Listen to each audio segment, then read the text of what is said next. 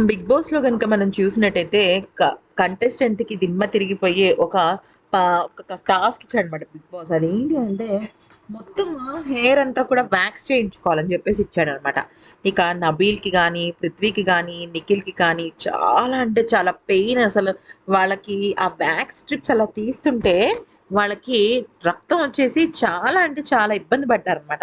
అయితే వాళ్ళ పెయిన్ ఎలా ఉంది అంటే వాళ్ళ పెయిన్ కూడా తట్టుకోకుండా అంటే పట్టించుకోకుండా వాళ్ళు ఇంకా అదే పనిలో ఉన్నారు.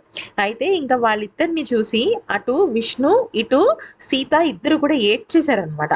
అయితే ఇక నిఖిల్‌కి వ్యాక్స్ అయిపోయిన తర్వాత కొంచెం బ్లడ్ కారుతుంటే చాలా బాధపడిపోతుంది విష్ణు. ఏంటి నిఖిల్ ఇదంతా ఏంటి అని చెప్పేసి బాధపడుతుంది. నిఖిల్ ఇంకా ఇదైపోతాడనమాట. అంటే కొంచెం ఫ్రస్ట్రేట్ అవుతాడు. ఎందుకు అవుతాడంటే నబీల్ గెలిచేస్తాడనమాట అప్పటికే. నబీల్ చాలా ఆడాడు. ఈవెన్ చెప్పాలి అంటే ముగ్గురు బాగా ఆడారు.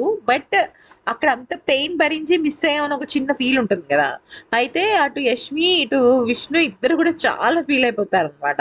ఫీల్ అయిపోయి ఛ! ఏంటి బిగ్ బాస్ 50,000 కోసం ఇంత కష్టమా? నేను భరించలేకపోతున్నాను బిగ్ బాస్ అంటూ మాట్లాడుతుందనమాట.